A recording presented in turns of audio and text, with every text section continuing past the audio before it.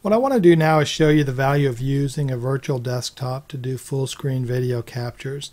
So what we're looking at right now is a screen that's probably typical of what most people see on their own computer. So you've got a background image right here that's really busy and distracting.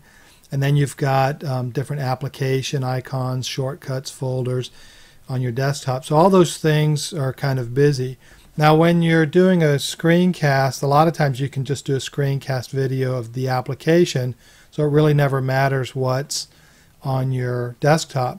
But there are sometimes where you actually have to show your desktop, and you definitely don't want to show something like this for three reasons. One is it's distracting for you because it's hard to figure out where things are at on the desktop. The other thing is it's distracting for your learner, so they're looking at the background image, they're looking at all your icons. A lot of them will pause and kind of look at what's on your screen. They're going to look down here on your taskbar and see what applications are running. So just a lot of things going on, and that's where having a virtual desktop comes in handy. So for example, what I have is I loaded DexPot 1.4 on this computer, and I'll show you how that works with the screencasting.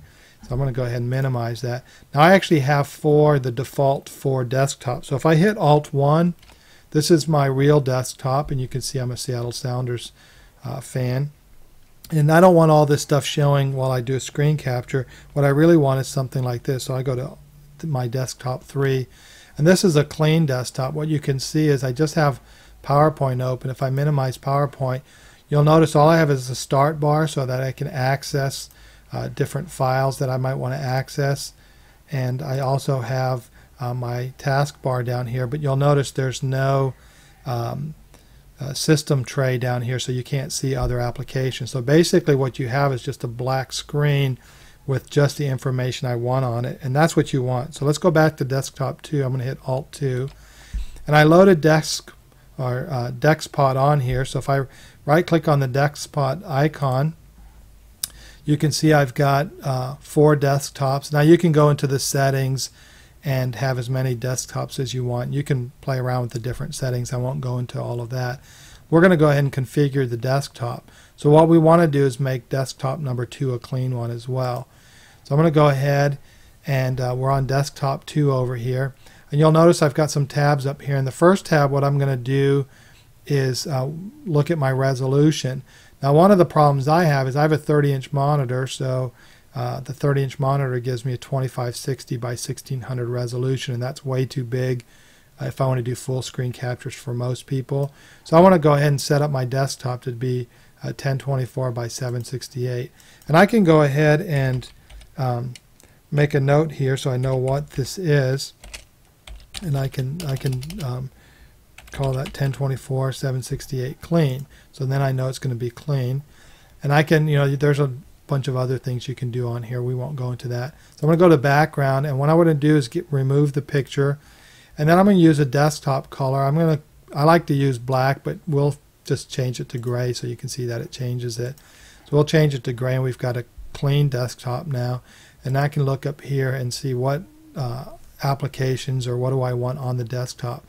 In this case, I want to hide all of these icons and all this stuff. I don't need that for my demos. So I'm going to hide the icons. I also don't want the system tray down here, so I'm going to hide the system tray. But I do want the taskbar because I want to be able to switch back and forth between applications. And I do want to have the start button because that's how I'm going to access the applications. And then you've got some other things you can do here. I won't go into that as well. And as you can see, you can modify the other desktops. We're going to go ahead and apply it and hit OK. And now we have a very clean desktop. So all I have to do, in this case I'm doing the DexPot page. We can bring that down a little and scale it down so you can see the desktop. And if I want to, I can go ahead and hit Alt-1 and switch to my regular desktop so you can see how that works.